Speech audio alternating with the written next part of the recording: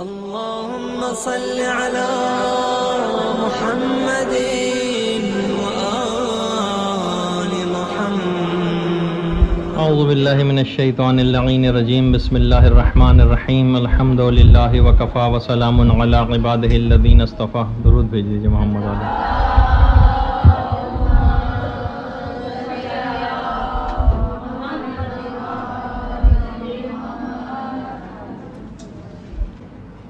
آج ایک اہم مسئلے پر گفتگو کرنا ہے، اور وہ مسئلہ یہ ہے کہ بہت ساری خواتین کے بھی اس سلسلے میں خطوط بھی موصول ہوتے ہیں، اور تقریباً ہر گھر کا آج کل یہ مسئلہ بن تو گیا ہے، اور لوگ واقعی بڑے پریشان بھی ہیں.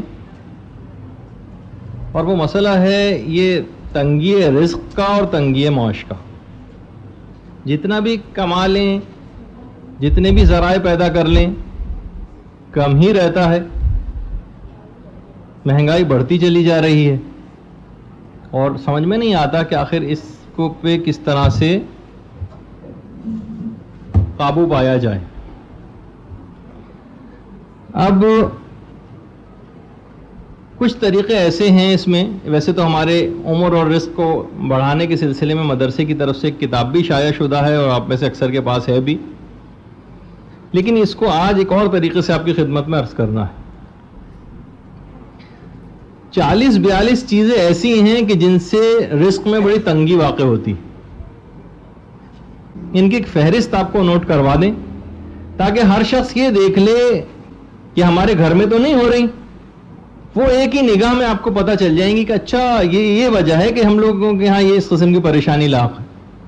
جن سے رزق میں کمی واقع ہوتی ہے وہ آپ نے دیکھ لیں اور اپنا کیلکولیٹ کر لیں، اور دیکھ لیں کون سی چیزیں اس میں انجام دیتی ہیں، اور ان کو چھوڑنے کی کوشش کریں تاکہ رزق کی وہ بندش اور تنگی دور ہو. اور لوگوں کو بھی یہ بتائیں، کیونکہ سب لوگ اس سلسلے میں بڑے پریشان ہیں. اچھا، اب آج سب سے پہلے ہم ڈسکس کرتے ہیں رزق میں کمی کے جو اسباب ہیں. رزق میں کمی کیوں واقع ہوتی؟ دیکھیے، اس میں سب سے پہلی جو چیز ہے نا، جس کی طرف ہماری قوم کی ابھی تک توجہ صحیح طور پر نہیں ہو سکی ہے مبذول، وہ ہے یعنی جو رزق میں کمی کا سبب بنتی، اس پہ بہت گفتگو ہو سکتی ہے، وہ ہے ملازمت و نوکری کرنا. ہر شخص جو ہے تقریباً ہماری قوم میں سے وہ بس صرف نوکری کرنا چاہتا ہے. کسی بھی نوجوان سے آپ پوچھیں، اس کا صرف اور صرف مطمع نگاہ یہ ہے کہ مجھے اچھی جاب مل جائے. جسے میں اکثر چڑھ کر بہت سارے نوجوانوں کو جب سمجھا کے تھک جاتا ہوں تو میں ان سے یہی کہتا ہوں کہ بھائی تم کو صرف تمہارا اسکوپ ہی یہی ہے، تم چاہتے صرف یہ ہو کہ تم ماسی بنو، یا ماسا جسے کہا جائے جو میل ہوتا ہے، یعنی تمہیں صرف نوکری کرنی ہے، لوگوں کا نوکر بننا ہے، تم خود مالک بننا نہیں چاہتے. دیکھیے، رزق کے سلسلے میں بھی ہے کہ 90% رزق خدا نے تجارت میں رکھا ہے، اور 10% جو ہے فقط وہ ملازمت و نوکری میں.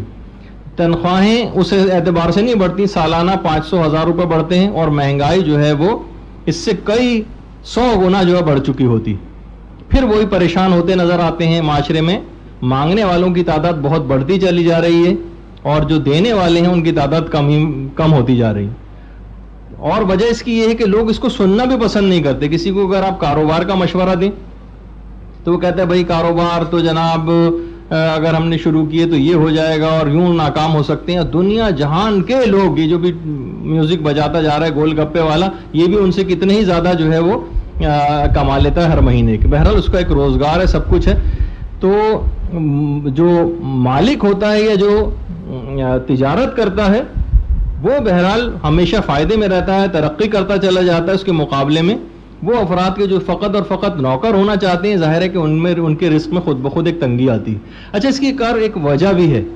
کیا وجہ ہے کہ تاجر کے مال میں اضافہ ہوتا جاتا ہے، اور جبکہ جو نوکری کرنے والا ہے اس کو ہمیشہ زیادہ تر تنگی کا ہی سامنا کرنا پڑتا ہے.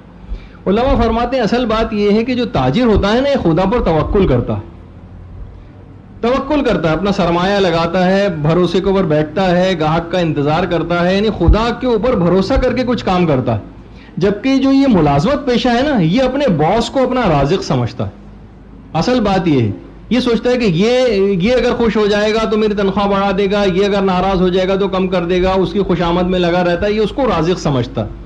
جبکہ تاجر ہے، اس کو کہیں نہ کہیں سے لوٹ پھیر کر کے نیت جو بھی انویسٹمنٹ وہ کرتا ہے وہ خدا ہی کی طرف جاتی ہے کہ وہاں سے ہی کوئی مجھے رزق میں پروردگار اضافہ کرے گا.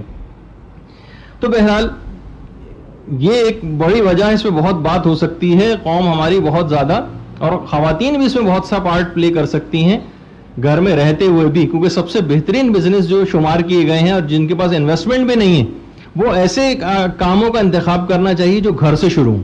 جس وہ لوگ کہتے ہیں بھائی ہم اتنا ایڈوانس کہاں سے لائیں دکانوں کے لیے اور کاروبار کے لیے، اتنا سرمایہ کہاں سے لائیں، تو وہ ایسے کام تلاش کریں جو اپنے گھر میں کر سکتے ہیں.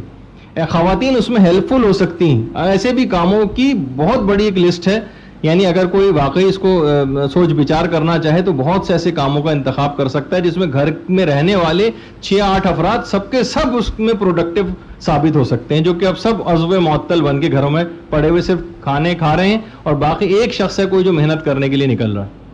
تو بہرحال ایک وجہ یہ بھی ہے، لیکن ہم اس سے اور آگے کی طرف چلتے ہیں.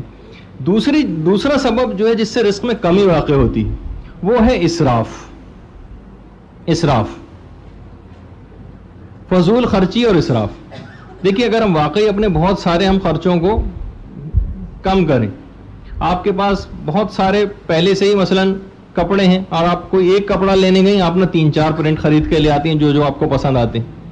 بہت سارے اس طرح کے آپ کے پاس کئی جوڑے جوتے پہلے سے ہی موجود ہیں، لیکن آپ پھر مزید 5-6 اور خرید کے لے آتی ہیں.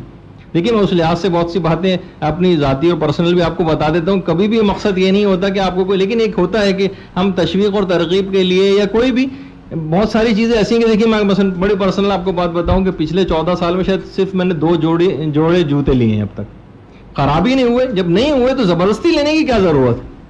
کمفرٹیبل ہے، اچھے طریقے سے پہن رہے ہیں اس کو، کہیں ایسا بھی نہیں ہے کہ کہیں اس میں پیون لگے ہوئے ہوں یا مثلا سلائیاں ہوئی ہوئی ہیں اس کے اندر، ٹھیک ہے، تو کیا ضرورت ہے دوسرا لینے کی؟ مثلا کنجوسی کی وجہ سے نہیں، بلکہ اس وجہ سے کہ ضرورت نہیں محسوس ہو رہی کہ بلا وجہ کیوں ایک چیز کے اوپر پیسہ لگایا جائے.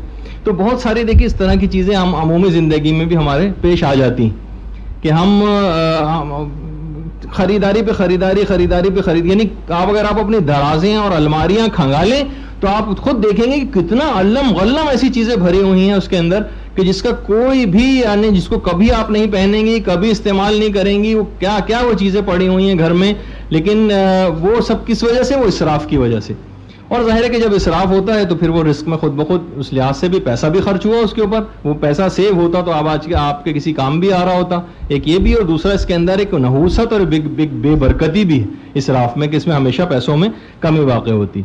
تو تیسری چیز آتی ہے اس میں جو رزق میں کمی کا سبب بنتی ہے، وہ ہے سود خوری.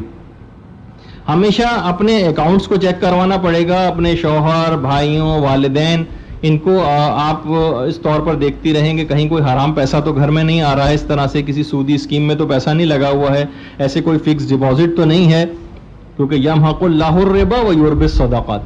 باقاعدہ قرآن میں سورہ بقرہ کی جو آیت ہے کہ پروردگار، یعنی مفہوم یہ ہے کہ پروردگار سود سے جو کام ہے ان کو تو تباہ و بربادی کرے گا اور یربی صدقات، اور صدقات کو بڑھاتا چلا جائے گا. تو بہرحال اگر کوئی سودی کام کسی میں بھی ہو رہا ہے، کچھ ایسے اکاؤنٹ کھولے ہوئے جس میں سود لیا جا رہا ہے، کوئی ایسی اسکیموں میں پیسہ لگایا ہوا ہے جس میں سود کا لینا دینا ہو رہا ہے، تو وہ بھی ایک بے برکتی کا ایک سبب بنے گا. ایسے کریڈٹ کارڈ سے خریداریاں ہو رہی ہیں، پھر وہ ڈیٹ نکل جانے کے بعد سودی پیمنٹ کی جا رہی ہے. تو بہرحال مستقل انسان اگر اس طرح سے سود کے کاموں کے اندر گرفتار رہے گا تو ایک بے برکتی آئے گی اور لامحالہ وہ پریشانیوں میں گھرتا چلا جائے گا.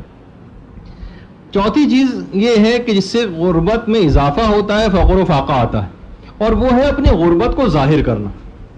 یہ لوگ آج کل کافی زیادہ کرنے لگے. مثلا رشتہ داروں کے ساتھ اس طرح سے، یعنی ہمیشہ اپنے آپ کو مسکین بنا کے پیش کرنا، بھائی ہمارے پاس تو پیسے ہی نہیں ہیں. کہیں لوگ یہ نہ سمجھنے لگے ارے ان کے پاس اچھا کھاتے پیتے لوگ ہو گئے ہیں. نہیں، اس طرح سے ہر وقت مسکین بن کے رہنا، ہر وقت اپنی غربت کا لوگوں کے سامنے اظہار کرتے رہنا، یہ جو ہے یہ فقر و فاقہ لانے والی چیزوں میں سے ایک.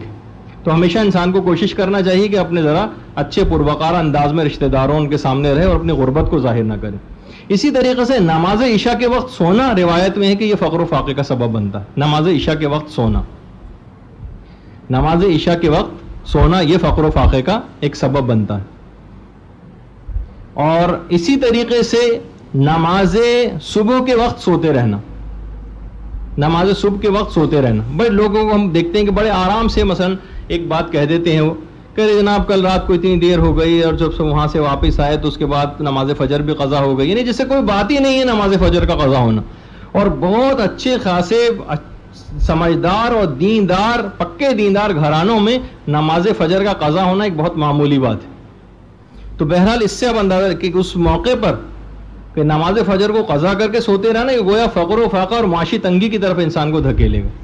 اور یہ نہیں ہوگا کہ کبھی آف اینڈ آن طریقے سے کبھی نماز فجر ہو رہی ہے کبھی نہیں ہو رہی، کبھی ہو رہی ہے کبھی نہیں ہو رہی، یہ نہیں چلے گا. یعنی یہ گویا دین سے نکلنے والی بات ہو جائے گی. انتہائی اہم ترین نماز ہے نماز فجر، اس کو اس انداز سے سبک جانتے ہوئے قضا کرنا کم اہمیت کی چیز سمجھتے ہوئے کہ عموماً اس طرح سے قضا ہو جاتی ہے ایک بہت بڑے گناہوں میں سے ایک ہے.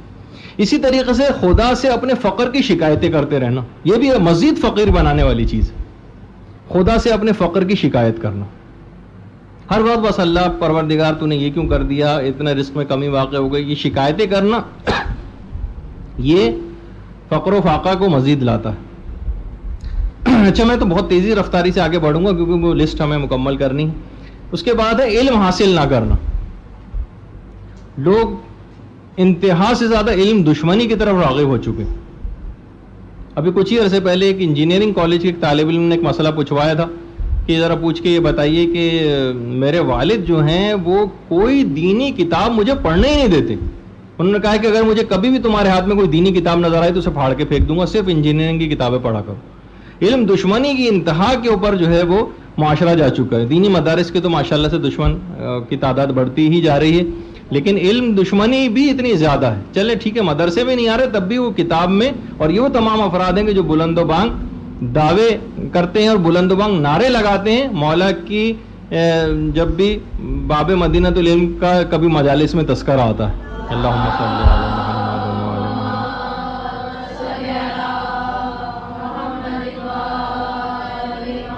تو علم دین حاصل نہ کرنا یہ خود ایک فقر و فاقہ لانے، یعنی جو جتنی بھی اس کے اندر برائیاں پوشیدہ ہیں اس میں، جس میں سے ایک فقر و فاقہ بھی، یعنی یہ بھی انسان معاشی تنگی کا شکار ہوگا.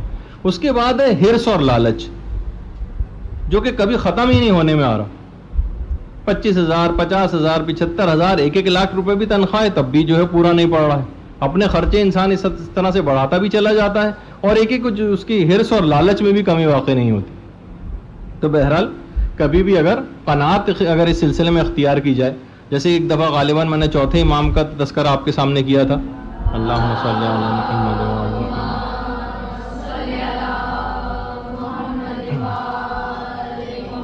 کیا آئے تھے لوگ اور شکایت کی تھی امام سے کہ مولا آج کل مہنگائی بڑی ہو گئی. تو چوتھے امام نے کہا تھا ایسے شخص کے سامنے تم نے مہنگائی کا تذکرہ کیا، ہم پر مہنگائی کا کیا اثر ہو سکتا ہے جبکہ ہم خدا کے قانے ترین بندوں میں سے. یعنی اگر واقعی انسان قناعت اختیار کرے تو مہنگائی کا مسئلہ تو اس وقت ہوگا نا جب ہم غیر ضروری خریداریاں کرنے جائیں گے مارکیٹ میں اور اسی کے اندر ہمارے پاس پیسے زیادہ خرچ ہوں گے. لیکن جتنی ضروریات زندگی اب ویسے بھی اگر آپ دیکھیں نا تو آپ یقین کیجئے گھروں میں جو کچن کا خرچ ہے نا وہ سب سے کم ہوتا ہے. اگر آپ ابھی بھی دیکھ لیں یہ جو اور چیزوں میں ہم نے اپنے آپ کو آسائشوں میں الجھا لیا نا اس میں خرچہ زیادہ ہے، ورنہ کچن کا خرچہ اتنا نہیں. تو اگر انسان قناعت اختیار کرے باقاعدہ اور حرص و لالچ سے اپنے آپ کو بچائے، فضول چیزیں اپنے پاس جمع نہ کرتا چلا جائے، 1 2 5 10 جتنی بھی ہیں اس کی کہیں کوئی حد اور انتہا کہیں رک ہی نہیں رہا ہے معاملہ، یہ بھی ایک فقر و فاقہ لانے والی چیزوں میں سے. اسی طریقے سے ایک چیز اور بھی جو کہ روایات میں آئی ہے اور اس سلسلے میں اکثر خیر روایات ضعیف بھی ہیں لیکن انسان کو چاہیے کہ بہرحال جب روایت میں چیزیں آئی اور پہلے زمانے میں اس کا بڑا خیال بھی کیا جاتا تھا، وہ ہے گھروں میں مکڑیوں کے جالے ہونا. یہ بھی فقر و فاقہ لانے والی چیزوں میں سے. جھاڑو لگائی ایک بڑی سی ڈنڈی پر پورے گھر کی صفائی کیجیے جتنے بھی کونوں میں جالے نظر آتے ہیں. تو بہرحال اس طریقے سے فقر و فاقہ دور ہوگا اگر گھروں میں مکڑیوں کے جالے موجود نہ ہوں گے تو. اسی طریقے سے اگلی چیز کہ جس سے فقر و فاقہ آتا ہے گھر میں وہ ہے انسان کا جھوٹ کا عادی ہونا. جھوٹ کا عادی ہونا، بلا ضرورت جھوٹ بول رہے ہیں، مذاق میں جھوٹ بول رہے ہیں، کوئی بات ہی نہیں ہے، جھوٹ کو کوئی گناہ ہی نہیں سمجھتا بلکہ یہ ایک ایسی چیز ہے، پتہ ہی نہیں کہ اگر آپ نے اپنے گھر سے جھوٹ کو ختم نہیں کیا تو یہ کتنی بڑی تنگی اور مصیبتیں لانے کا سبب گھر میں بنے گا. بچے ہیں وہ جھوٹ کے عادی ہیں، بڑے ہیں وہ جھوٹ کے عادی ہیں، معمولی باتوں پر اور بلا سبب اور بلا وجہ جھوٹ بولتے ہیں. تو بہرحال اس پہ بھی انشاءاللہ کبھی ہماری گفتگو ہوگی تو اس میں اس کے کچھ طریقے بھی آئیں گے جس سے چھوڑنے کے. اس کے علاوہ ایک اور ہے غذا کی بے احترامی کرنا، یہ جو کہ بہت زیادہ گھروں میں ہوتی. آغا سیستانی نے تو فقط وہ پتیلی کی تہہ میں لگا ہوا وہ تھوڑا سا سالن صرف اس کو پھینکنے کی اجازت دی، کہا کہ اس کے علاوہ اگر کچھ ہے تو اس کو نہیں پھینکا جا سکتا، کسی بھی غریب کو دیں، نکال کر رکھیں. ہمارے ہاں عام طور پر یہی ہوتا ہے کہ یا تو وہ کھانا رکھا رہتا ہے یا جب بالکل سڑنے کے قریب ہوتا ہے تو پھر کسی ماسی واسی کے کو دیا جاتا ہے. یا عام طور پر یہ کہ مثلا کسی جانور کو کوئی چیز اگر ہو سکے تو کھلا دیں، کچھ نہیں تو کوئی بچی ہوئی چیز ہے وہ کسی جگہ کہیں بھی ایسے ڈال لیں کہ وہ کچھ نہ کچھ استعمال ہو جائے. لیکن اس طرح سے پھینکنا، خاص طور پر شادیوں میں جس طریقے سے لوگوں کو ہوکا ہوتا ہے اور اپنی پلیٹ کو جس طریقے سے مینار بنا لیتے ہیں اپنی پلیٹ کا، اور اتفاق سے اگر کوئی پانی لینے کے لیے جائیں اور پلیٹ کو اپنی میز پہ رکھ کے چلے جائیں تو لوگ ڈونگا سمجھ کے بوٹیاں نکالنی شروع کر دیتے ہیں اس میں سے. تو اکثر اس طرح کا بھی ہوتا ہے. تو یہ کوشش اس میں یہی کرنی چاہیے کہ اتنا زیادہ نہ ہو کہ مثلا ہمیں یہ پھک کے جاتا ہے سارا، کیونکہ آپ اس سے کھا نہیں سکیں گے.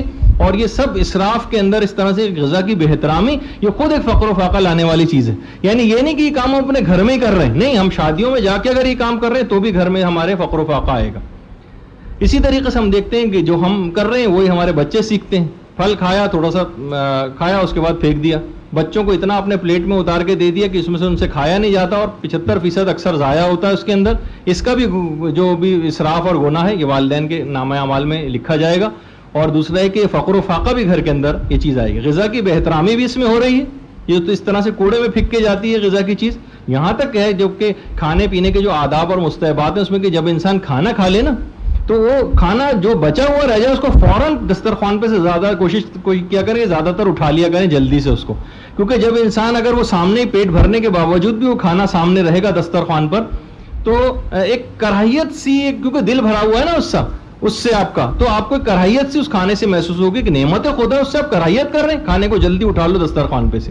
تو یہ تو صرف دیکھنے کی بات ہے، یہاں تو ہم پھینک رہے ہیں اس کو، گٹر میں اس کو بہا رہے ہیں ان چیزوں کو اور کچرے کے اندر پھینکے وہ چیزیں جا رہی ہیں. یہ تو اور زیادہ، یہ تو اسراف کا بھی گناہ اور غذا کی بے احترامی کا الگ سے بھی اس کا ایک پہلو اس کے اندر آتا ہے.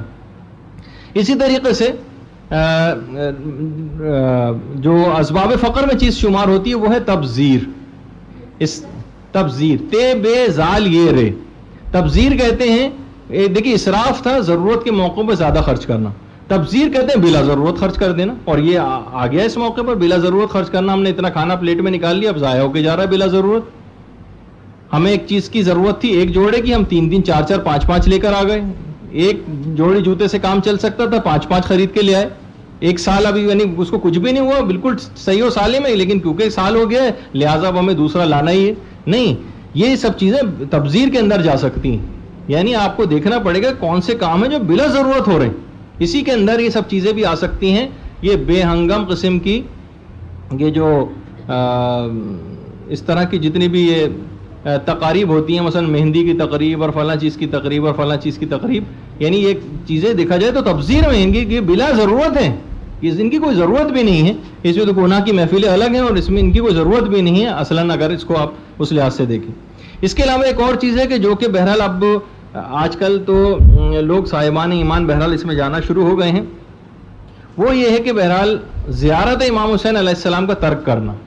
اللہم صلی علی محمد وعلی محمد.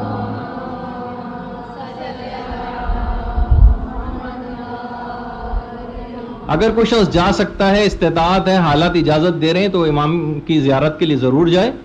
اور اگر جانتے بوجھتے وہ نہیں جا رہا ہے، جانتے بوجھتے نہیں جا رہا ہے، استطاعت بھی سب کچھ ہے، تو بہرحال یہ اس کے رزق میں کمی کا تو ضرور سبب بنے گا. جانے سے 1 سال کا یقینی عمر میں اضافہ ہو جاتا ہے، اور وسائل کے پورا ہونے کے باوجود سستی اور لاپرواہی کرتے ہوئے نہ جانا یہ یقینی طور پر عمر میں 1 سال کی کمی واقع کروا دیتا. تو بہرحال ایک تو یہ کوشش کرنی چاہیے کہ زیارت امام حسین کا ترک کرنا یہ بھی اسباب فقر میں سے ایک ہے. اسی طریقے سے خود نمائی کے لیے علم حاصل کرنا یہ بھی اسباب فقر میں سے. خود نمائی کے لیے علم حاصل کرنا.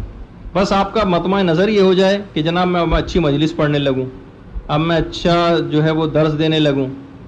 مدرسے مثلا آپ صرف اس وجہ سے آئیں کہ یہاں سے ذرا اچھے اچھے پوائنٹس مل جائیں, جب میں مجلس میں پڑھوں تو لوگ میری بہت واہ واہ کرنے لگیں. یہ ہے خود نمائی کے لیے علم حاصل کرنا. دیکھیے عام طور پر ہوتا یہ ہے کہ خاص طور پر جو ابتدائی دینی طالب علم ہوتے ہیں, جیسے کہ آپ لوگ بھی ہیں, ان کے لیے بہت ساری چیزیں, جیسے اگر کسی سے پوچھا جائے ابتدائی طور پر بھئی آپ کا علم دین حاصل کرنے کا مقصد کیا ہے, تو عام طور پر ابتدائی طالب علم یہ جواب دیتے ہیں کہ بھئی ہمیں معاشرے کی اصلاح کرنی. علماء فرماتے ہیں اس کے معنی کے شروع سے اس نے مقتدا اور رہنما بننے کی ٹھان لی, یعنی یہ اپنے طرف سے یہ غافل ہے یہ شخص, یعنی اس دوسروں کی اصلاح کرنا چاہتا ہے. بھائی آپ تو ابھی ابتدائی دینی طالب علم ہے, ابھی تو اپنے آپ کو ٹھیک کرنا ہے. یہ معاشرے کی فکر کی سوچ ابھی سے کہاں سے آ گئی؟ جیسے وہ یہ کسی 2 سال کے بچے سے پوچھا جاتا ہے کیا بنو گے, تو وہ کہتا ہے کہ میں بڑا ہو کر ملک و قوم کی خدمت کروں گا ڈاکٹر بن کر. پتہ چلا کہ کوئی ڈاکٹر پھر ملک و قوم کی خدمت کرتا ہی نہیں, نظر نہیں آتا, کہ جبکہ وہ اس کا مطلب ہے بس ایسی زبانی طور پر ایک چیز رٹی ہوئی تھی. تو بہرحال خود نمائی کے لیے علم حاصل کرنا, بس تاکہ لوگوں میں مشہور ہو جائیں, لوگوں میں شہرت ہو جائے, لوگ واہ واہ کرنے لگیں, لوگ آگے پیچھے پھرنے لگیں, لوگ ڈائریوں میں آپ کے مجالس نوٹ کروانے لگیں, گھروں پہ گاڑیاں آئیں لینے کے لیے, لے جانے کے لیے آئیں, ایک پروٹوکول ملے. یہ سب چیزیں اگر یہ مطمع نظر کسی کا بن رہا ہے تو پھر یہ فقر بھی لائے گا. یہ چیز یہ گھر میں فقر و فاقے کا بھی سبب بنے گا, خود نمائی کے لیے جو علم حاصل کیا جاتا ہے. اچھا, اسی طریقے سے اگر کوئی شخص نماز شب کو ترک کرے تو یہ بھی اسباب فقر میں سے ایک. اب آپ لوگوں کا جو کردار سازی کا کتابچہ ہے, اس میں تو آپ لوگوں کو باقاعدہ اسائنمنٹ کے طور پر بھی یہ چیز دے دی گئی, اور انشاءاللہ اور آپ لوگوں کے لیے خاص طور پہ آپ میں سے زیادہ تر آغا سیستانی کی تقلید میں, ان کے لیے تو سہولت اور زیادہ ہے کہ نماز عشاء کے فوراً بعد بھی اس کا وقت آ جاتا ہے, اور 11 رکعت نہ پڑھ سکیں تو 8 پڑھ لیں, ورنہ 3 رکعت پڑھ لیں, ورنہ کم سے کم 1 رکعت ہی پڑھ لیں, تو یعنی کچھ تو شمار ہو جائے کہ مثلا آپ نے. لیکن کوئی شخص بالکل اتنی سہولیات ملنے کے باوجود بھی اگر نہیں پڑھے تو یہ اس کے رزق میں کمی کا سبب بنے گا, رزق میں اب اس کی کمی واقع ہو جائے گی. اچھا, اسی طریقے سے ایک اگلی چیز جس سے رزق میں کمی ہوتی ہے وہ ہے گھر والوں سے سختی کے ساتھ پیش آنا. یہ جو سیلز مین ہوتے ہیں نا, ان کا اخلاق نہیں چلے گا گھر میں. سیلز مین جتنے بھی ہیں جو آپ سے بڑے, اس سے باجی باجی کہہ کے آپ سے پیش آ رہے ہوتے ہیں اور بڑے اخلاق سے سرما لگا کے بیٹھے ہوتے ہیں دکانوں میں, یہ سب یہ جو ہے نا, یہ ان کی ساری زیادہ تر کے متعلق یہ بات پتہ چلتی کہ یہ اپنے گھروں میں بہت بد اخلاق, یہ اپنے خوش اخلاقی کے سارے خزانے اپنے کلائنٹس کے اوپر ختم کر چکے ہوتے ہیں. جب گھر پہنچتے ہیں تو یہ بڑے غصے میں اور سارے دن بھر کی گاہکوں کی جو وہ ہے وہ گھر کے اوپر نکالتے ہیں اپنی بھڑاس جو ہے. تو بہرحال گھر والوں کے ساتھ سختی سے پیش آنا یہ اسباب فقر میں سے ایک ہے.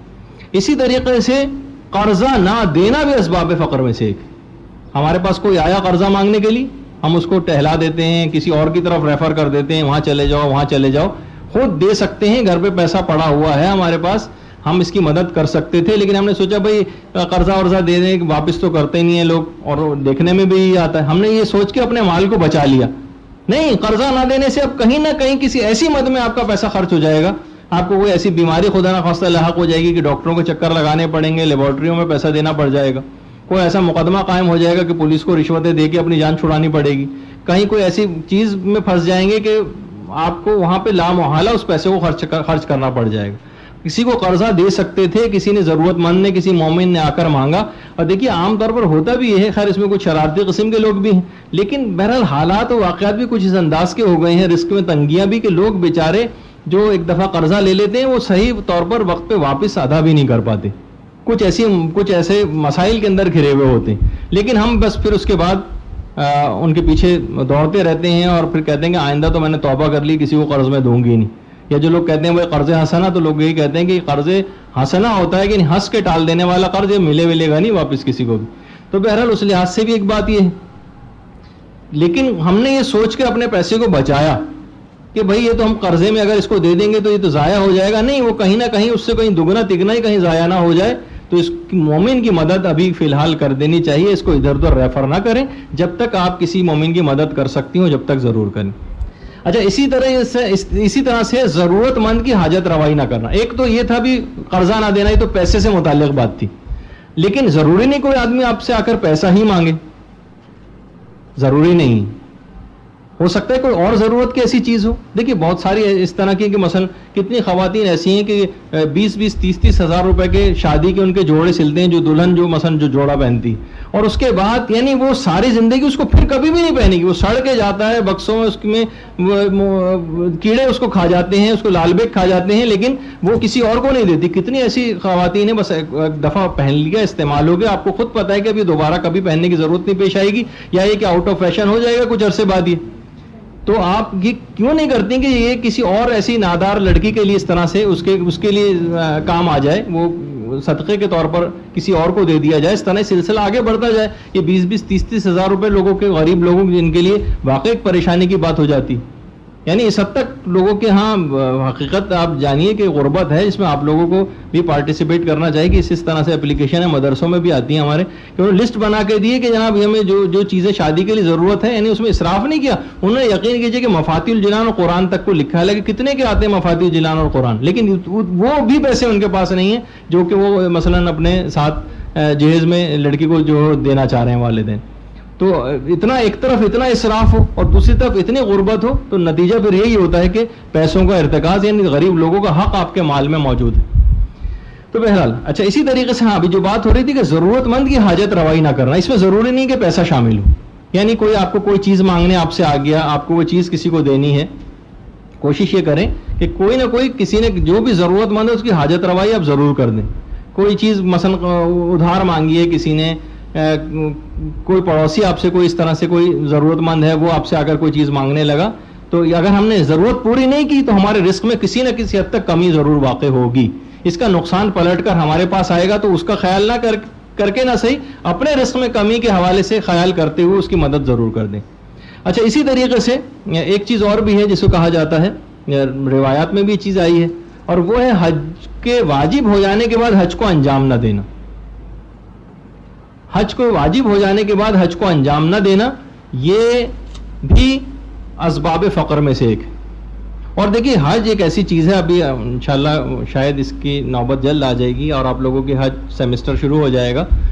اس میں ایک چیز آتی ہے کہ اگر کوئی شخص خواہ ریاکاری کے جذبے سے حج کیوں نہ کرے، ویسے تو یہ آگے چل کے یہ بات آنی ہی تھی کہ جو پیسے کو کھینچ کے گھر میں لے کر آتی ہے جو چیز، اس میں ایک حج و عمرہ کرنا بھی، جو تفصیل میں اسی وقت بتاؤں گا. لیکن اگر کوئی شخص ریاکاری کے جذبے سے بھی حج پہ جائے، اس کا کوئی بھی اس کا ارادہ نہیں ہے، صرف یہ کہ لوگوں کو وہ دکھانا چاہتا ہے کہ میں جو ہوں حج پہ گیا ہوں، جیسے کہتے ہیں نا کہ اکثر کہ ذرا بھائی وہ میرا وہ فلاں چیز تو لے کر آنا جو میں دوسرے حج پہ سے لے کر آیا تھا. اب لوگوں کو بتانا مقصد ہوتا ہے کہ میں نے اتنے حج کر چکے.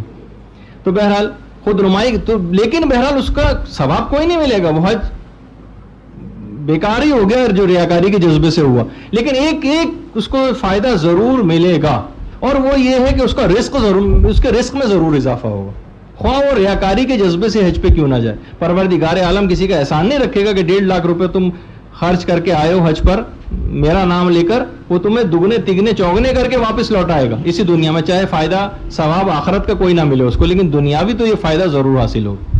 اس کے مقابلے میں جو حج واجب کے لیے نہ جائے، مختلف بہانوں سے، کبھی بیٹی کی شادی کا مسئلہ ہے تو کبھی بچوں کے امتحانات ہو رہے ہیں، یا ابھی صرف میرے پاس پیسے ہیں، بیوی کو بھی ساتھ ہی لے جانا ہے اور ہم دونوں ساتھ ہی حج کریں گے، اس قسم کے جتنے بھی بہانے یہ حج میں نہیں چلتے، یہ حج میں نہیں چلتے، اور یہ مسلسل فقر و فاقے کا سبب بنتا رہے گا.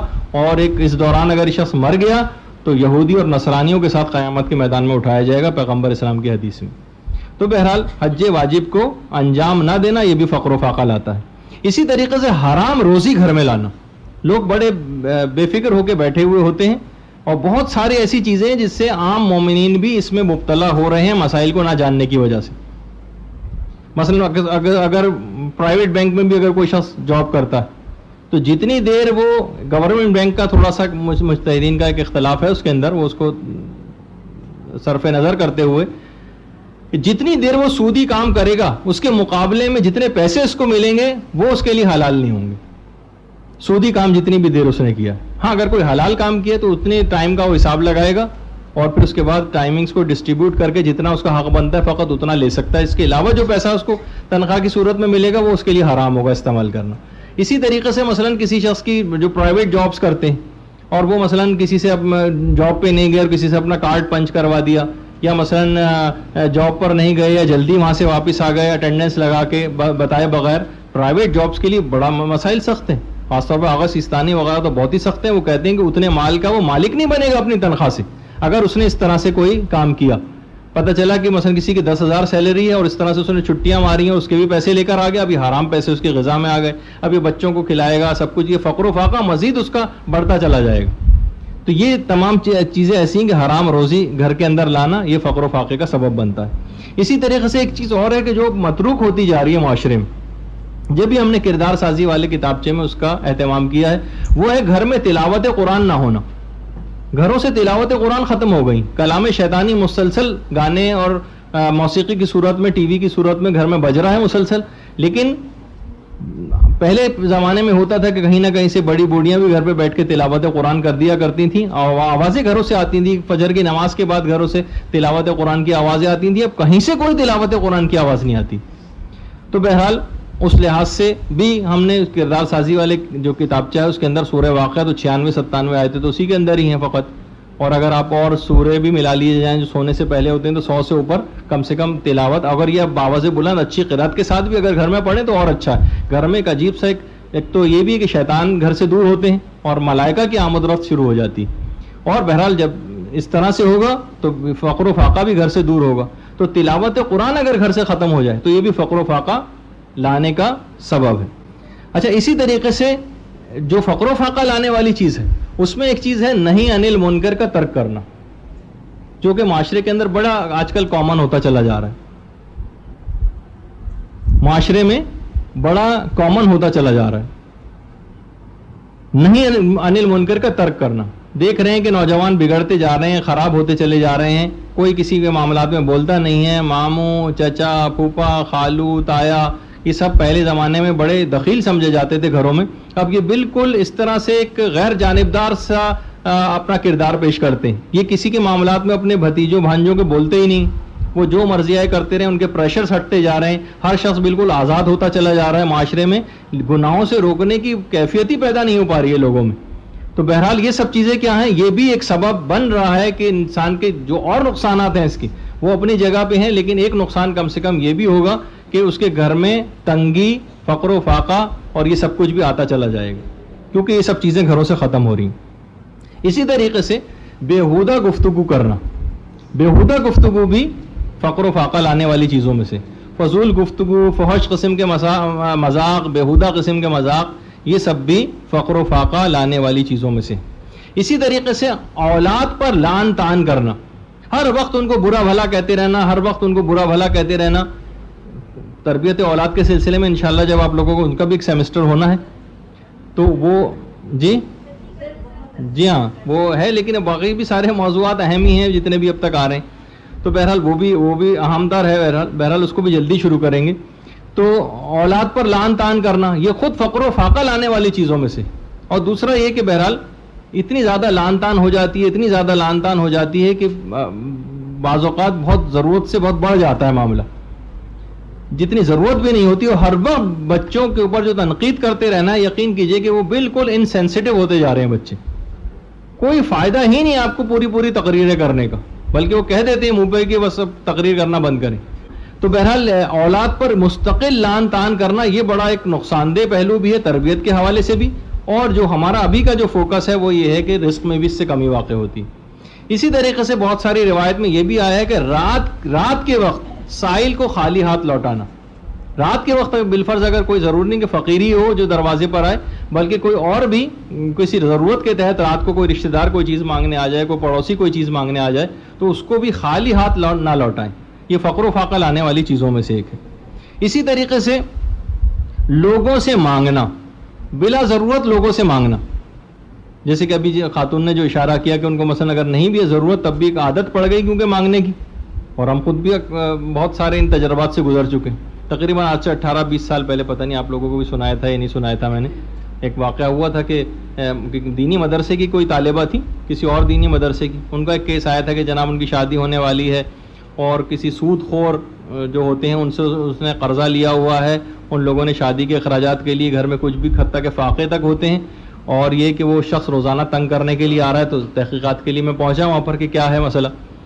تو اتفاق سے ان کی بدقسمتی گئی ہے کیا کہ میں ایسے موقع پر وہاں پہ پہنچ گیا کہ وہاں پر باقاعدہ مہندی کی ایک تقریب منعقد ہو رہی تھی ٹینٹ لگا کر, اور اس کو بالکل اس ورائٹی پروگرام کے تحت باقاعدہ کوئی میوزیکل گروپ بھی اس کے اندر آیا ہوا تھا, جو کہ شاید پیسے دے کے اس کو اس انداز سے بلایا ہوا تھا کہ وہاں پر فقر و فاقہ اتنا آلریڈی فاقے ہو رہے ہیں گھر میں, اتنا بھی نہیں ہے تو سود خور شخص سے وہ پیسے لائے ہوئے ہیں اور اس سے کیا کروا رہے ہیں پروگرام, مہندی کا وہ گناہ کا پروگرام, اس کے اندر پیسہ خرچ کیا جا رہا. تو لوگوں سے یہ بھی اسی میں آ جاتی ہے چیز کہ لوگوں سے بلا ضرورت مانگنا, یہ کوئی نہ ضرورت کی کوئی چیز تھی نہ کوئی اہمیت تھی اس بات کی, جبکہ آپ کے حالات بھی اتنے خراب تھے اس کے باوجود بھی.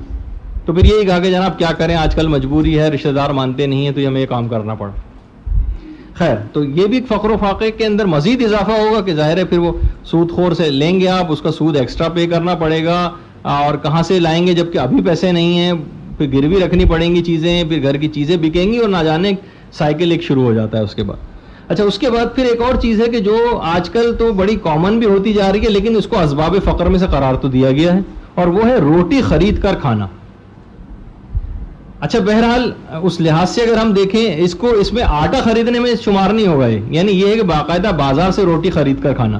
اب لیکن ہم ایک چیز اور بھی دیکھتے ہیں کہ ہمارے برادر اسلامی ملک ایران کے اندر تو وہاں پہ تو کھائے ہی صرف روٹی خرید کر جاتی ہے. تو دیکھیے وہاں پر روایت میں تو البتہ یہ بات ضرور آئی, لیکن وہاں پر دین اور نیکی کی اتنی زیادہ باتیں اور ہیں کہ جنہوں نے اس چیز کو کمپنسیٹ کر دیا. تو بہرحال لیکن ہمارے یہاں تو دین اور ایمان اس لحاظ سے بھی نظر نہیں آ رہا, نہ کوئی ایسا عمل ہوتے دکھائی دیتا ہے. لیکن اس کے ساتھ یہ بھی اگر ہونے لگے تو وہ مزید فقر کا سبب بنتا ہے. اب بہرحال یہ ایسی چیزیں ہیں کہ روایات میں تو آئی ہیں. بہرحال یہ اسی طریقے سے اگلی چیز ہے, کیونکہ ہمیں تیز رفتاری کے ساتھ مکمل کرنا ہے, اور وہ ہے قطع رحمی, رشتہ داروں سے تعلق کو توڑ لینا. اب جبکہ اتنا آسانی ہے کہ دیکھیے واجب صلہ رحمی بھی کتنی آرام سے ہو سکتی ہے کہ مثلا ان کو کبھی کبھار فون کر لینا, اپنے ایسے رشتہ داروں جنہوں نے آپ سے تعلق توڑ لیا ہے, یا ان کسی رشتہ دار کے ہاتھ ان تک سلام پہنچا دینا بھی صلہ رحمی میں شمار ہو جائے گا. یعنی فقط آپ سلام پہنچا دیں, مثلا کوئی رشتہ دار ہے جو ان سے بھی ملتا ہے, آپ ان سے کہہ دیں کہ میرا سلام ان تک پہنچا دیجیے, یہ بھی صلہ رحمی, یہ کم سے کم صلہ رحمی. کبھی کبھار فون پہ بات کر لیں, اور کوئی اور ممالک میں انڈیا میں کوئی رشتہ دار ہے تو انہیں کبھی کبھار سال 6 مہینے میں ایک دفعہ خط لکھ دینا یا فون پہ بات کر لینا, یہ صلہ رحمی میں شمار ہو جائے گا. یہ منیمم. ویسے تو صلہ رحمی آگے جتنا بڑھاتے چلے جائیں, یہاں تک ہے کہ صلہ رحمی باقاعدہ شکایت کرے گی. شب معراج بھی پیغمبر نے دیکھا تھا کہ صلہ رحمی شکایت کر رہی تھی. کس کی شکایت کر رہی تھی؟ 40ویں پشت میں اپنے ایک رشتہ دار کی. مثلا ہوتا ہے نا بعض اوقات, جب بھی ہم نے اس کے اندر مرحومین کے لیے دعا کا بھی ایک کردار سازی کے اندر رکھا ہے کہ جو مثلا ہم صرف قریب کے ہمیں مرحومین نظر آتے ہیں, والد, باپ, دادا, پردادا وغیرہ, اس سے آگے کا, اس کے بعد بھی تو وہ ہمارے والدین ہی ہیں سارے, لیکن ان کی طرف لوگوں کی نگاہ نہیں ہوتی. تو بہرحال یہ کہ 40ویں پشت تک والا شکایت کرے گا کہ مجھ تک میرا حق نہیں پہنچا, اس نے مجھے دعائے خیر میں فراموش کر دیا, مجھے سورہ فاتحہ اور ثواب کے کاموں میں فراموش کر دیا. تو حضرت آدم سے لے کر قیامت تک کے جتنے بھی رشتہ دار اور احباب ہیں ان سب کو ثواب پہنچا دیا کریں تو زیادہ بہتر. تو قطع رحمی کے اگر وہ مستحب چیزوں کی طرف جائے تو بہت بڑی, وہ تو میں نے کہا 40ویں پشت تک معاملہ چلا جائے گا, لیکن جو واجب حد تک ہے وہ کم سے کم سلام کرنا, فون کرنا یا سلام پہنچوا دینا کسی کے ہاتھ, یہ بھی شمار ہو جائے گا. اسی طریقے سے جو فقر و فاقہ لانے والی چیزیں ان میں ایک ہے غنا اور موسیقی. یہ بھی اگر گھر میں مستقل, چاہے آپ کہیں کہ بھئی ہم سن نہیں رہے, ہم آوازوں کو عام طور پر کم کر دیا کرتے ہیں, لیکن جتنی بھی دیر گھر میں کم سے کم اس کی آواز گونجتی رہے گی, وہ موسیقی بجتی رہے گی, جب تک بہرحال ایک نحوست اور بے برکتی رہے گی جو فقر و فاقے کا سبب بنے گی. اسی طریقے سے روایات میں سستی اور کاہلی کو بھی اسباب فقر میں سے قرار دیا گیا, جو کہ ہمیں نظر آتا ہے آج کل کے نوجوانوں میں. بزنس کرنا کیوں نہیں چاہتے؟ اس کی ایک وجہ ایک اور بھی, سستی اور کاہلی. بزنس کرنے میں صبح سے شام تک اپنا خون پسینہ بہانا پڑتا ہے. جاب میں انہیں پتا ہے کہ وہاں سے حاضری لگا کے بھاگ آئیں گے, جلدی بھاگ آئیں گے, تنخواہ تو ملتی رہے گی, کچھ نہ کچھ گزر اوقات کچھ نہ کچھ موبائل فون کا خرچہ وغیرہ نکل جائے گا اس سے, اور پان چھالی اور گٹکوں کا خرچہ نکلتا رہے گا, تو اس میں نوجوان ہمارے گرفتار رہتے ہیں. تو بہرحال یہ سستی اور کاہلی, سو رہے ہیں 12 1 بجے 2 بجے تک نوجوان, تو پھر تو یہ فقر و فاقے کا سبب بنے گا ہی. گھر سے یہ سب چیزیں, سستی اور کاہلی جہاں پر آ جائے گی وہاں پر ضرور بھی ضرور دنیاوی اعتبار سے بھی دیکھیں تو ایک بے برکتی کا تو سبب بنے گی یہ چیز. اسی طریقے سے ایک چیز اور بھی ہے روایت میں، وہ ہے طلوع آفتاب کے وقت سونا. دیکھیے ایک تو یہ ہے کہ ہم نے باقاعدہ جو اس سے پہلے ذکر ہوا تھا وہ نماز فجر پڑھے بغیر سو رہے تھے، اس سے تو اور زیادہ معاملہ خراب تھا. لیکن بعض اوقات یہ ہوتا ہے کہ نماز فجر کے بعد پھر انسان سو جاتا ہے، اور جس وقت طلوع آفتاب ہو رہا ہوتا ہے، جس وقت خزانوں کے تقسیم ہونے کا وقت ہوتا ہے، رزق کے سارے دروازے جس وقت کھولے جاتے ہیں، تو اس وقت اگر کوئی سو رہا ہو تو جو سوتا ہے وہ کھوتا ہے، تو وہ اس وقت اپنے رزق کو کھوئے گا. تو بہرحال یہ کہ طلوع آفتاب کے وقت سوتے رہنا یہ رزق میں کمی کا ایک سبب بنتا ہے. اسی طریقے سے مغرب اور عشاء کے درمیان میں سونا بھی رزق میں کمی کا سبب بنے گا. مغرب اور عشاء کے درمیان میں سونا، جب بھی اس کے لیے نماز غفیلہ وغیرہ جو رکھی گئی، اس کی ایک وجہ یہ بھی کہ اس زمانے میں لوگ مغرب کی نماز پڑھ کر اور عشاء کی فضیلت کے وقت کے انتظار میں سو جایا کرتے تھے تھک کے، تو نماز غفیلہ رکھی گئی مغرب اور عشاء کے درمیان. اچھا، اسی طریقے سے روایات میں یہ بات بھی آئی ہے، گناہ کا فقط ارادہ کرنا یہ بھی اسباب فقر میں سے ایک. گناہ کا فقط ارادہ کرنا، یعنی آپ کا مکمل ارادہ ہے کہ مثلا دیندار خواتین کا بھی، کہ ویسے تو ٹھیک ہے اس وقت مدرسے میں یہاں پر تو میک اپ وغیرہ کر کے آنے کی اجازت نہیں ہے، لیکن آپ کو پتہ ہے ابھی شادی کسی تقریب آنے والی رشتہ دار کی، وہاں تو میں اس طرح سے میک اپ کر کے جاؤں گی ہی، وہاں پر تو میں ایسے کپڑے پہن کے جاؤں گی ہی کہ جو کہ مہیج ہوں گے، جو کہ آپ پڑھ چکی ہیں اس کے اندر. یعنی فقط آپ نے یہ سوچ کے رکھا ہوا ہے کہ وہاں تو مجھے لائٹ سی لپسٹک بہرحال لگا کے جانا ہی ہے، کچھ لوگوں کا خیال کرتے ہوئے ڈارک بھی لگا کے جانا ہے، یا میک اپ اس طرح سے کرنا ہے. یہ اگر آپ نے پہلے سے بھی سوچا ہوا ہے، یا آپ کا ارادہ ہے کہ بھئی شادیوں میں تو اسی طرح سے جانا ہی ہوتا ہے، عام ٹھیک ہے مدرسے ودرسے نہیں جائیں گے ایسے، یہ بھی گناہ کا ارادے میں شمار ہوگا، اور یہ بھی فقر و فاقہ لانے والی چیزوں میں سے ایک ہوگا، گناہ کا فقط ارادہ کرنا بھی. اسی طریقے سے جھوٹی قسمیں کھانا یہ سب سے زیادہ فقر و فاقہ لانے والی چیز ہے. اتنی زیادہ فقر و فاقہ لانے والی، بلکہ کہا جاتا ہے کہ اگر کوئی شخص یہ چاہے کہ بس فقر و فاقہ انتہائی تیز رفتاری کے ساتھ، جیسے کہ نا 15 ملا دیا، 911 ملا دیا اور فوراً پولیس پہنچ گئی چند منٹوں کے اندر، اگر کوئی شخص یہ چاہے کہ میں فقر و فاقہ انتہائی تیز رفتاری کے ساتھ میرے گھر آ جائے، تو وہ جھوٹی قسمیں کھانا شروع کر دے. اتنی تیزی کے ساتھ آئے گا فقر و فاقہ، جس طریقے سے روایت میں ہے کہ اونٹ کے اوپر جب نہر کرنے کے لیے چھری جتنی تیزی کے ساتھ چلائی جاتی ہے نا، اتنی تیزی کے ساتھ فقر و فاقہ اس کے گھر میں آئے گا. اسی طریقے سے یہ جھوٹی قسمیں کھانے کے متعلق ہوا. اسی طرح سے مسجد سے جلد باہر نکلنا منافق کی نشانیوں میں بھی قرار دی گئی یہ چیز کہ مسجد سے بہت جلد باہر نکل جانا. یہ بھی ایک تو یہ بھی ہے وجہ کہ زیادہ دیر تک رہیں گے تو زیادہ شاپنگ کریں گے تو زیادہ پیسہ خرچ ہو جائے گا، تو رزق میں تو ویسی کمی ہونی. لیکن ایک بے برکتی اور نحوست بھی ہے اس کام میں، بازاروں میں زیادہ دیر تک رہنے میں. اسی طریقے سے صبح سویرے بازار جانا بھی روایت میں ہے، یہ بھی اسباب فقر میں سے ایک. صبح ہوئی ہم ٹوکری لے کے نکل پڑے خریداری کرنے کے لیے بازار، یہ اسباب فقر میں شمار کی گئی یہ چیز. اسی طریقے سے ایک چیز اور بھی ہے، وہ ہے غربت کی وجہ سے چڑچڑا اور ترش رو ہو جانا. لوگ عام طور پہ ہوتا ہے نا کہ بھئی اب کیا ہے، آج کل بڑے چڑچڑے ہو رہے ہیں، وہی ان کی جاب بھی ختم ہوئی ہوئی ہے، پیسوں کی بھی تنگی ہے، ہر ایک کو مثلا کاٹ کھانے کو دوڑ رہے ہیں. اس قسم کی جو بھی باتیں ہیں یہ نہیں ہونی چاہیے، یہ اور فقر و فاقہ لانے والی چیزوں میں سے ایک ہے. پھر ایک چیز اور بھی ہے کہ بہرحال وہ الحمدللہ ابھی تک ہمارے معاشرے میں تو نہیں ہوتی، لیکن روایت میں اس کا تذکرہ آیا ہے، اور وہ ہے والدین کو ان کا نام لے کر مخاطب کرنا.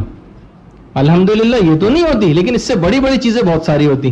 مثلا والدین کو برا بھلا کہنا، یہ خود اسباب فقر میں سے ایک ہے. ماں باپ کو برا بھلا کہنا، ایک تو نام لے کر مخاطب کرنا یہ تو نہیں ہوتا، لیکن یہ بھی اگر کسی جگہ پہ ہو رہا ہے وہ اسباب فقر میں سے. لیکن ایک ہے والدین کو برا بھلا کہنا. دیندار خواتین بھی، بلکہ ایک دفعہ میں نے شاید مثال بھی دی تھی کہ جو باقاعدہ پوچھتے ہیں آ کے کہ دیکھیے ہاتھ پہ جو اگر بال پوائنٹ کے جو نب کا جو نشان ہے اتنا سا، کیا یہ مانے وضو تو نہیں ہے؟ بھائی یہ تو اتنی چھوٹی چھوٹی چیزوں کا تو آپ کو بڑا خیال ہو، اتنے بڑے بڑے جو والدین کی اس کے ساتھ بدسلوکی ہو اس کی طرف کسی کا دماغ میں نہیں جاتا.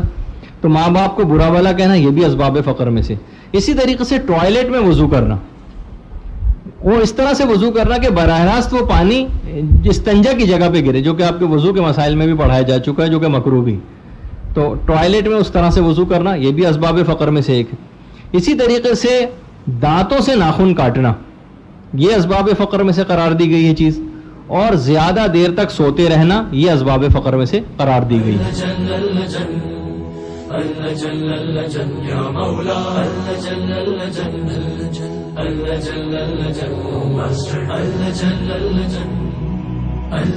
يا صاحب السماء